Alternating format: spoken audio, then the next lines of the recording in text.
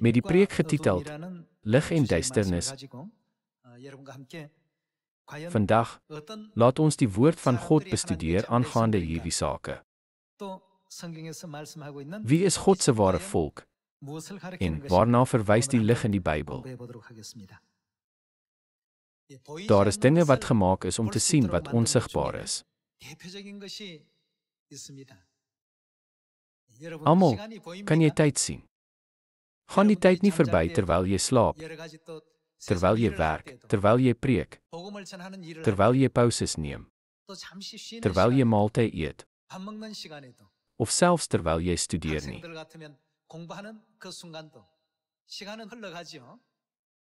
Kan jy die tyd sien verbygaan? Dit is onsigbaar. Wat is die toestel wat ons toelaat om die onsigbare vloei van tyd te sien? Dit is 'n horlosie. Deur 'n horlosie besef ons, die tyd gaan so verby. Net so wys God vir ons die geestelike wêreld deur die Bybel. Die dinge van die geestelike wêreld, soos die regverdiges en die goddeloses, die wat hemel toe kan gaan en die wat nie kan nie, en die werke van God en die van Satan, is onsigbaar in hierdie driedimensionele wêreld. Is die Bybel nie die baie belangrike hulpmiddel wat ons in staat stel om onsigbare dinge te sien nie?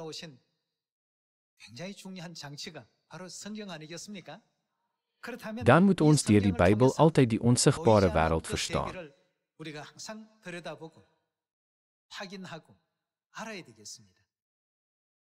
Voor die uitvinding van die horlosie, voordat mense die veranderinge van die hemelliggame aangevoel het hulle geen konsep gehad van die verloop van tyd nie.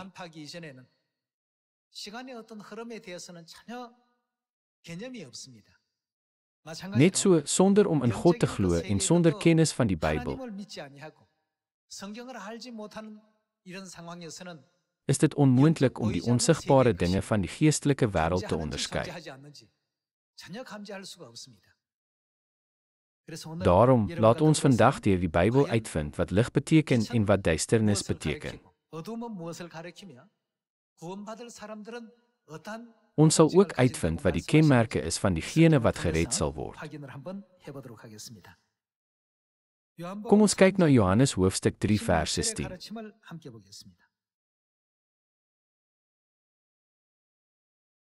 Hoofstuk 3 vers 16. Want so lief het God die wêreld gehad, dat hy sy unieke seun gegee het, sodat elkeen wat in hom glo nie verlore sal gaan nie, maar die ewige lewe sal hê. God het immers nie sy seun na die wêreld gestuur om die wêreld te veroordeel nie, maar sodat die wêreld deur hom verlos kan word. Wie in hom glo, word nie veroordeel nie, maar wie nie glo nie. Wat gebeur met hom? Hy staan reeds veroordeel omdat hy nie in die naam van die unieke seun van God geglo het nie. God het reeds sy oordeel voltrek. Selfs voor ons hemel toe gaan en God hoor sê, jy gaan hel toe, en jy gaan hemel toe. Hoe sal hy ons op hierdie aarde kan oordeel? Hy sal ons oordeel deur of ons in God wat in die vlees gekom het, geglo het of nie. Diegene wat nie in Jesus Christus, God wat 2000 jaar gelede in die vlees gekom het,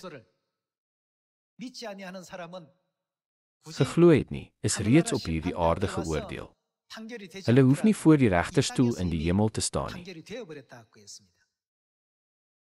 Wat beteken dit vir diegene wat nie in God glo wat in die vlees gekom het in die tyd van die Heilige Gees nie? Hulle is reeds geoordeel. Selfs wanneer hulle voor God se regterstoel kom, verander die uitspraak nie. So geloof op hierdie aarde is kosbaar. Dan, watter soort wese is God wat in die vlees kom dat ons reeds geoordeel word as ons nie in hom glo nie? Kom ons kyk na vers 19. En dit is die oordeel. Die lig het in die wêreld gekom, maar die mense het wat? Die duisternis liefgehad bo die lig, omdat hulle dade boos was. Kom ons vind uit wie die lig verteenwoordig. Vers 20. Want elkeen wat kwaad doen, haat. Wat? Hoekom haat hulle die lig? Wat doen hulle? Hulle haat die lig omdat hulle kwaad doen.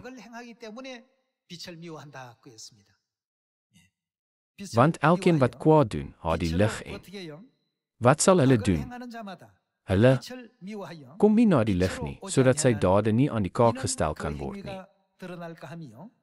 Vers 21. Maar wie volgens die waarheid leef, wat doen hy? Kom na die lig, sodat sy dade bekend kan word, dat hulle in God gedoen is. Volgens Johannes hoofstuk 3. Vers 16 is die wat nie in die lig kom nie, die wat kwaad doen. Diegene wat kwaad doen, haat die lig en kom nie na die lig nie, maar verwerp dit. Dit is God se voorsienigheid. Laat ons dan bevestig wat die lig beteken deur na 1 Johannes hoofstuk 1 te blaai.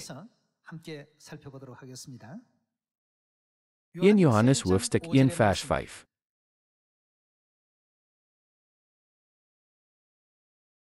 Dit is die boodskap wat ons van hom gehoor het en wat ons aan julle bekend maak. God is. Wat is hy? Lig en daar is geen duisternis in hom nie. God is lig. As God dan lig is, wie was Jesus wat 2000 jaar gelede in die vlees na die aarde gekom het? Volgens Johannes hoofstuk 1 vers 1 en 14 was hy God wat van die begin af bestaan het. Alhoewel hy in die vlees gekom het, is hy God. Al is hy die lig, het mense geweier om in die lig in te kom. Hulle het die evangelie van die koninkryk wat Jesus verkondig het verwerp en hulle het selfs geskreeu, kruisig hom. Watter soort mense was hulle? Vandag deur Johannes hoofstuk 3 kan ons sien dat hulle kwaaddoeners was. Watter eienskappe het kwaaddoeners?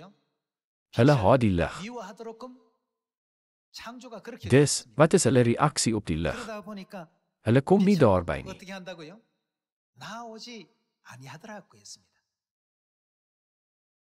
Volgens 1 Johannes hoofstuk 1, vers 5 is die lig God.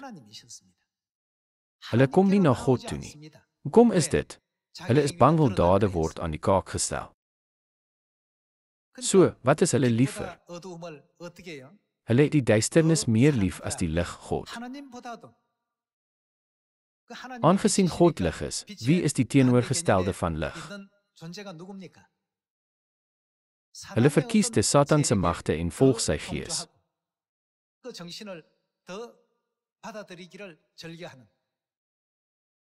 As gevolg hiervan het God die oordeel gemaak dat diegene wat God nie ontvang nie, wat as die lig gekom het, die ewige straf van die hel in die gesig sal staar.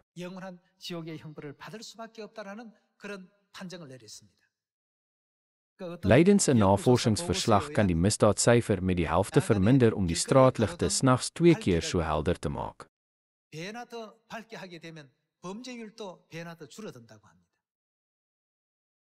Dit is 'n vreemde verskynsel.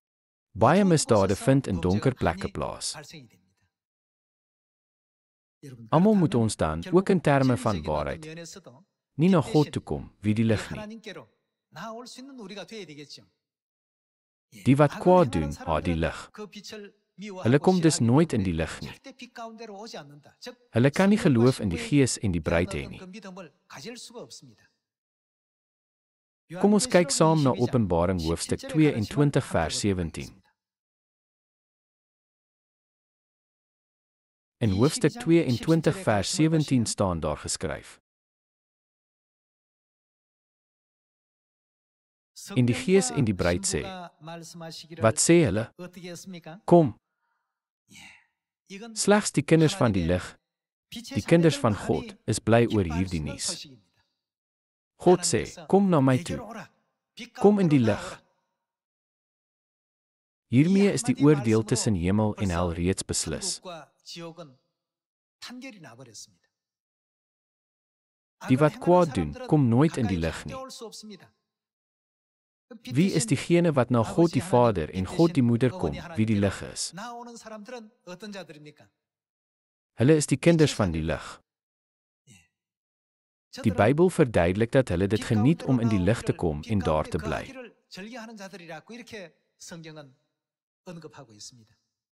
In hierdie tyd is daar twee groepe, diegene wat God die Vader en God die Moeder ontvang, wat die Gees en die bruid is, en diegene wat hulle teëstaan. Daar is 'n geestelike stryd in die onsigbare wêreld. Net soos ons nie die verloop van tyd met ons oë kan sien nie,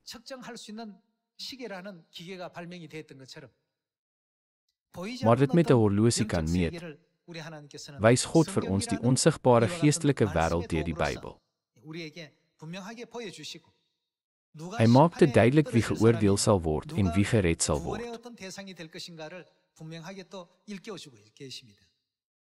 God, wat die lig is, maak baie paaie oop vir ons om te bekeer en na die hemel terug te keer.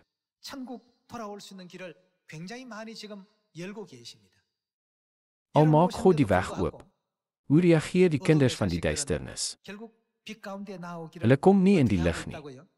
Hulle haat die lig. Aangesien hulle die lig haat, haat hulle ook die waarheid oor God die Vader en God die Moeder.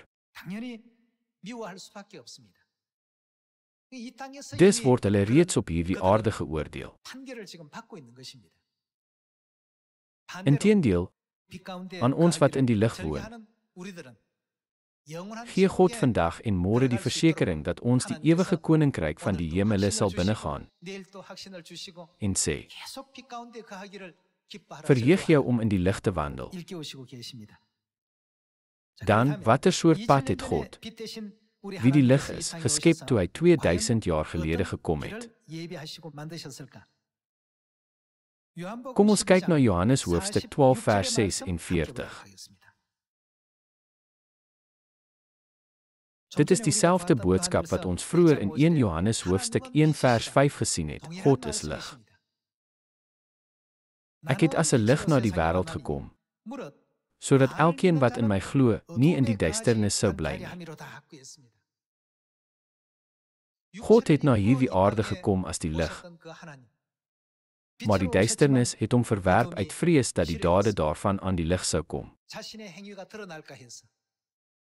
Vandag, terwyl ons preek oor die waarheid, God die Vader en God die Moeder, wat die lig is, haat sommige mense hulle sonder rede.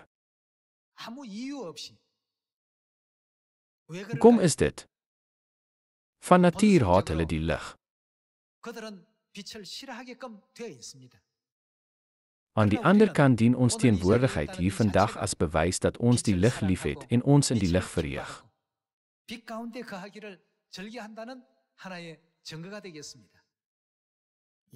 Vers 46.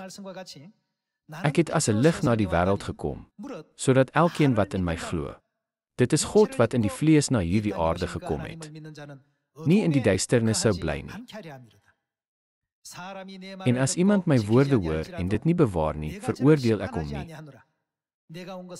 Want ek het nie gekom om die wêreld te veroordeel nie, maar om die wêreld te verlos. Wie my verwerp en nie my woorde aanneem nie, het iets wat hom veroordeel. Die woord wat ek gespreek het, dit sal hom op die laaste dag veroordeel. Almal, wat het God die Vader en God die Moeder, wat as die Gees en die bruid gekom het, gesê? 'n rukkie gelede het ons Openbaring hoofstuk 22 vers 17 gelees waar hulle sê, kom, is dit nie 'n opdrag om in die lig te kom nie? Mense kom egter nie in die lig nie. Hoekom? Aangesien hulle aan die duisternis behoort, het hulle die duisternis lief en kom nie in die lig nie. Dit is omdat al hulle skandelike dade ontbloot sal word. Aan die ander kant verheug ons daarin om in die lig te kom en verheug ons in die lig, want God is tevrede met ons dade, soos geskrywe in die Evangelie van Johannes. Laat ons dan na Hebreërs hoofstuk 5 draai om te sien watter stelsel van waarheid God behaag het, wat 2000 jaar gelede as die lig gekom het. Nou stel God ons in staat om dinge te onderskei wat onsigbaar is. Kom ons vind die toneel uit waar God vir ons gewys het of ons sy kinders is of nie.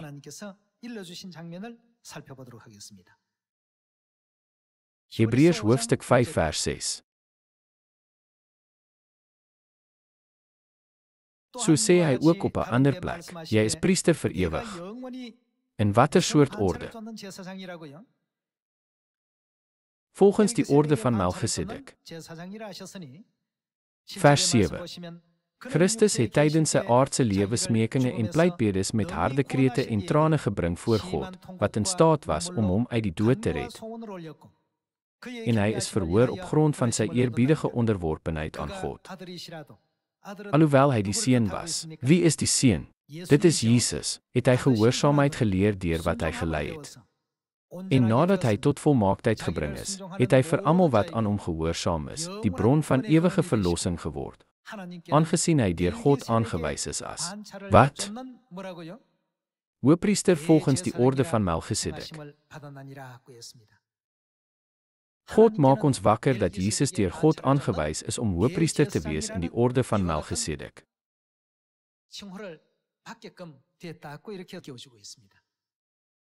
Dan, deur die leringe oor Melchisedek, moet ons uitvind of ons in die lig leef of in die duisternis leef. Aangesien Jesus, wat die lig is, aangewys is om hoëpriester in die orde van Melchisedek te wees,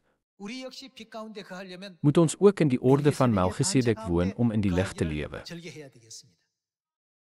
Mense sê egter, ek lees die Bybel, maar laat al hierdie dele weg. Dit is vreemd. Met die nuwe verbond word hulle skaamte nie ontbloot nie. Dit word geopenbaar dat sondaganbidding nie God se lering is nie. Dit word ook geopenbaar dat Kersfees nie God se leer is nie. Dit word ook geopenbaar dat die kruis nie God se leer is nie. Aangesien die Bybel openbaar dat al hulle aanbiddingsseremonies eintlik rituele van die heidense God is en nie aan God verwant is nie, wil hulle nie die woord van God hoor nie. Daarom verhinder hulle die waarheid. Op die manier sal mense nie na die lig kom nie. Toe ek in die lig gekom het, het ek besef dat sondaganbidding te vergeefs was. Om Kersfees te hou was ook te vergeefs. Ek het die kruis aanbid en afgod. Al hierdie dinge word geopenbaar wanneer hulle in die lig kom. Daarom sê die Engelse Bybel duidelik dat dit deur God self aangewys is.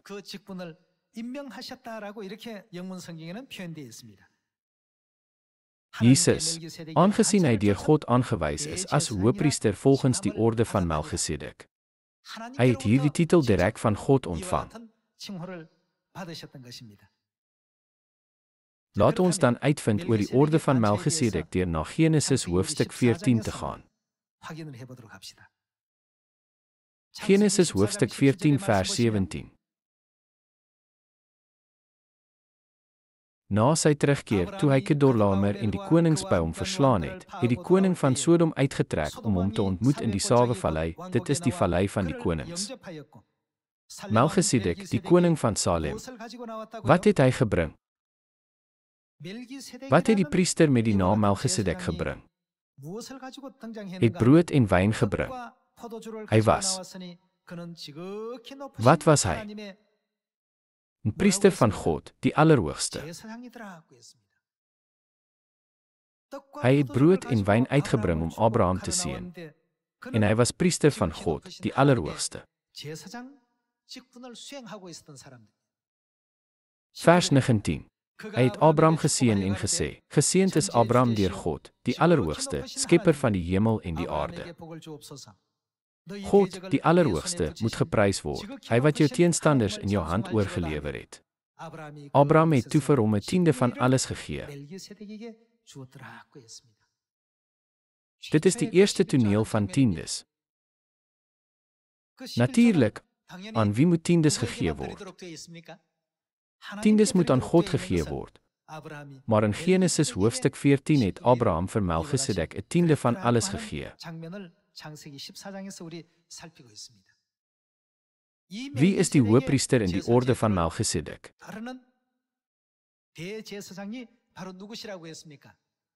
Dit is Jesus, wat God die Seun is volgens die drie-eenheid. God, wat as lig gekom het, was hoëpriester in die orde van Melchisedek.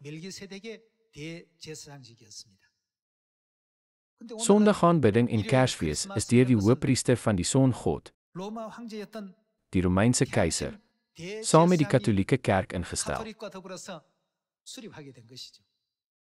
Jesus het hulle egter nooit bewaar nie, maar hy was die hoëpriester in die orde van Melchisedek. Watter soort opoffering sal God behaag? Was dit die offer van Abel of van Kain? Is dit die offer van Melchisedek of van die Son God? Natuurlik is hy tevrede met die offer van Melchisedek. Om hierdie rede het God nie na hierdie aarde toegekom om dit te leer nie. Melchisedek het brood en wyn tevoorskyn gebring en Abraham geseën. Dit was 'n tyd toe ander priesters die bloed van diere vergiet het om God te aanbid.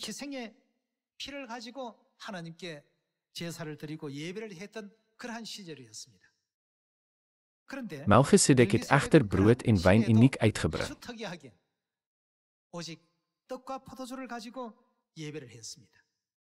Kom ons kyk dan hoe Jesus Christus, ons God wat as die lig gekom het, oor die regulering van brood en wyn in die Nuwe Testament geleer het deur na Matteus, hoofstuk 26, vers 17 te blaai.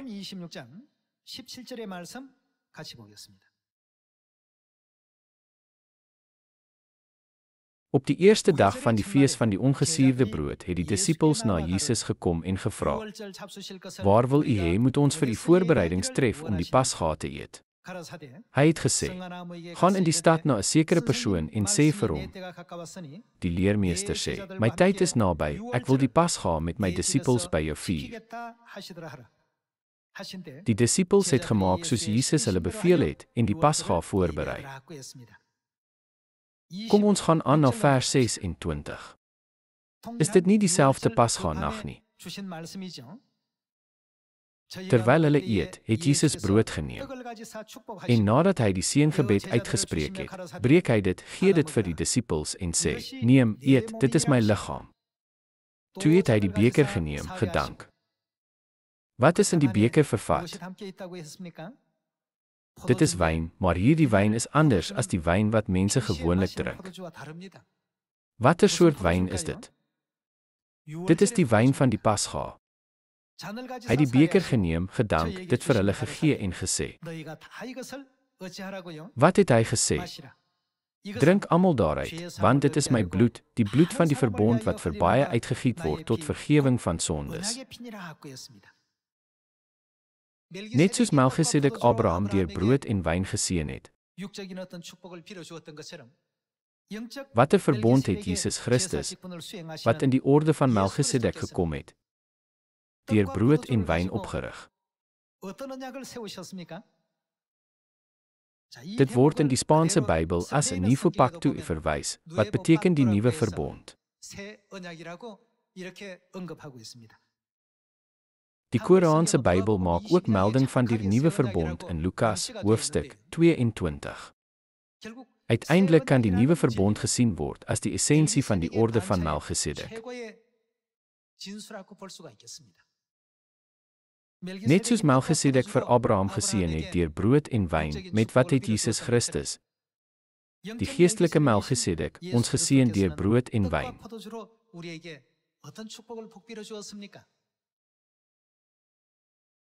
Wat sal ons volgens Johannes hoofstuk 6 sê as ons die vlees van die seun van die mens eet en sy bloed drink?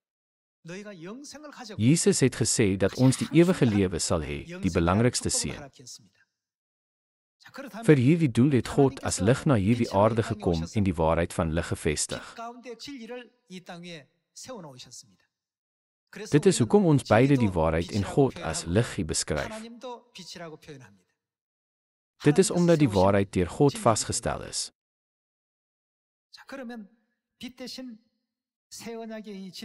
Wie is dan die mense wat in die nuwe verbond woon, wat die lig is?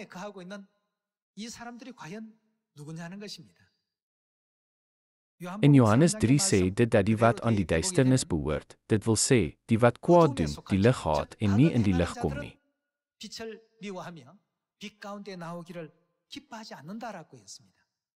God het hulle duidelik deur daardie eienskappe onderskei. Dit is 'n belangrike punt om te onderskei tussen diegene wat hemel toe sal gaan en diegene wat nie sal nie.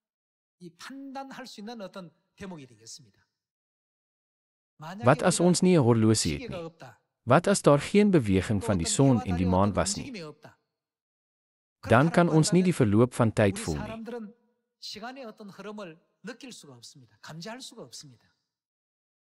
Op dieselfde manier, as daar geen Bybel was nie, kan ons nie ons geestelike toestand opspoor nie. Die verloop van tyd het bestaan, maar daar was geen instrument om dit te bewys nie. Sodra die horlosie uitgevind is, het mense gesê, om my is dit al 'n maand. Is Augustus al verby? As so 'n stelsel nie bestaan het nie, sou ons nie eers ons ouderdom geweet het nie. Christus, die lig, het na hierdie aarde gekom en die nuwe verbond Pasga as die hoëpriester in die orde van Melchisedek ingestel. Deur dit te doen, wat het hy gedoen aan diegene wat in die lig leef en diegene wat aan die duisternis behoort? God het tussen hulle onderskei. Kom ons kyk dan ook na die evangelie van Lukas oor die nuwe verbond. Kom ons kyk na Lukas hoofstuk 22 vers 7. Kom ons kyk na vers 7. Die dag van die ongesuurde brood, waarop die pasgalam geslag moes word, het aangebreek. Jesus stuur toe vir Petrus en Johannes met die woorde: "Gaan berei vir ons die pasga voor, sodat ons dit kan eet." Kom ons kyk na vers 19. En hy het brood geneem, en nadat hy die seëngebed uitgespreek het, breek hy dit, en gee dit vir hulle, en sê: "Dit is my liggaam, wat vir julle gegee word. Doen dit om my in herinnering te bring." So ook met die beker na die ete met die woorde: "Hierdie beker, wat ter wille van julle uitgegiet word, is die nuwe verbond deur my bloed." Deur die nuwe verbond pasgebrood en wyn het God die orde van Melchisedek gevestig.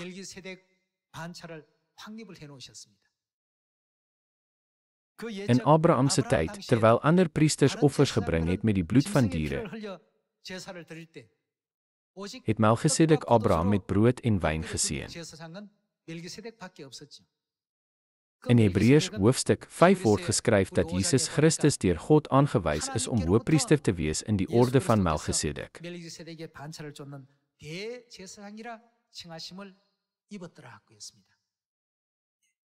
As Jesus Christus, wat die lig is, die orde van Melchisedek volg, dan moet ons dit ook volg. Aangesien God gesê het dat hy dit vir ons tot stand gebring het, moet ons sondaars nie die nuwe verbond nakom nie. Dit is die regte ding om te doen. Kom ons vind die seën uit wat God aan sulke mense beloof het. Kom ons blaai na Jeremia hoofstuk 31 vers 31. Hoofstuk 31 vers 31. Kyk, daar is die uitspraak van die Here, dat ek met die huis van Israel en die huis van Juda, wat? Nuwe verbond sal sluit. Kom ons vind meer uit oor die nuwe verbond in vers 33. Nee, dit is die verbond wat ek na daardie dae met die huis van Israel sal sluit, is die uitspraak van die Here. Ek sal my wet in hulle binneste gee en dit op hulle harte skryf. Ek sal wie vir hulle 'n God wees en hulle sal vir my 'n volk wees. Aangesien God die lig is, het hy bedoel, ek sal hulle lig wees en hulle sal my volk wees wat in die lig woon. Dit is hoe God diegene in die nuwe verbond in die orde van Melchisedek erken.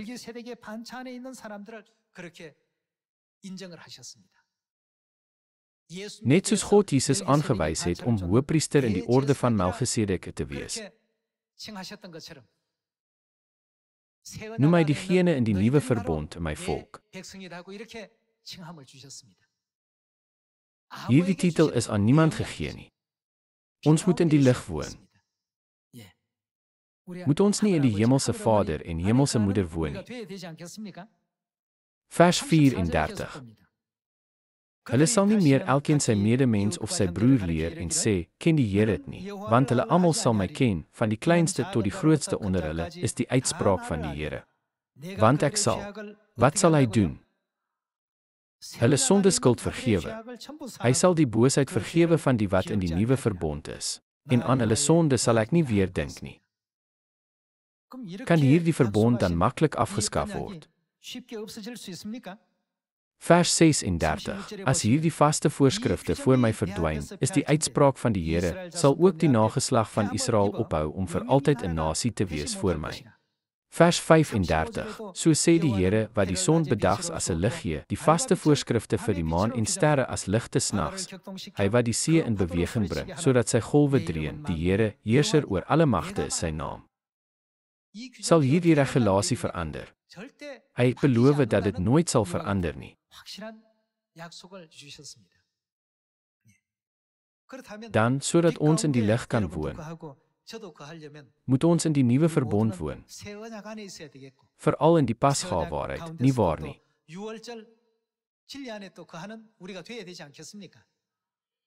Daarom sê Hebreërs hoofstuk 9 die nuwe verbond stel ons in staat om die beloofde ewige erfenis te ontvang. Met ander woorde, is dit nie God se belofte wat ons toelaat om die hemel binne te gaan nie. Kom ons sien weer Johannes hoofstuk 3 vers 19. En dit is die oordeel, die lig het in die wêreld gekom, maar die mense het die duisternis liefgehad bo die lig, omdat hulle dade boos was. Want elkeen wat kwaad doen, haat die lig en wat gaan hulle doen? Hulle sal nie in die lig kom nie. Hoekom is dit? Dit is omdat hulle nie die lig liefhet nie. Dit is hulle natuur. Dit word in vers 20 verduidelik, sodat sy dade nie aan die kaak gestel kan word nie. Vers 21. Maar wie volgens die waarheid leef? Wat doen hy? Kom na die lig. Wanneer die Gees en die bruid sê, kom, gaan hulle na God toe, wie die lig is. Wie volgens die waarheid lewe, kom in die lig. Wanneer ons God die Moeder verkondig, vra hulle, God die Moeder, waar kom dit vandaan? Dit staan in die Bybel. Kom ons kyk na die Bybel. Wanneer hulle Galasiërs 4 en Genesis lees, word dit nie duidelik gestel nie. Daarom, wie deur die waarheid lewe, kom in die lig. Maar wie volgens die waarheid leef, kom na die lig, sodat sy dade bekend kan word, dat hulle in God gedoen is. Gevolglik ontvang hulle die nuwe verbond, sowel as God die Moeder en God die Vader. Om Vader en Moeder te ontmoet is vir hulle kosbaarder as enigiets anders. Daar is geen groter vreugde nie. As ons dit sien, moet ons, die kinders van die lig, die evangelie uitdra. Vir die kinders van die lig kan die eenvoudige vermelding van God die Moeder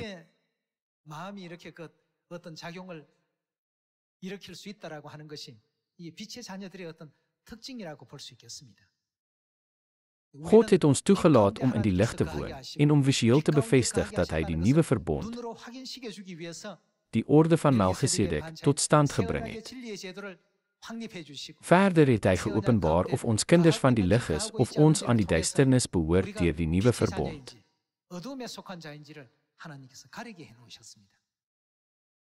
Broers en susters, ek hoop dat ons vir ewig in die lig sal woon en nog groter liefde en seëninge van Vader en Moeder sal ontvang.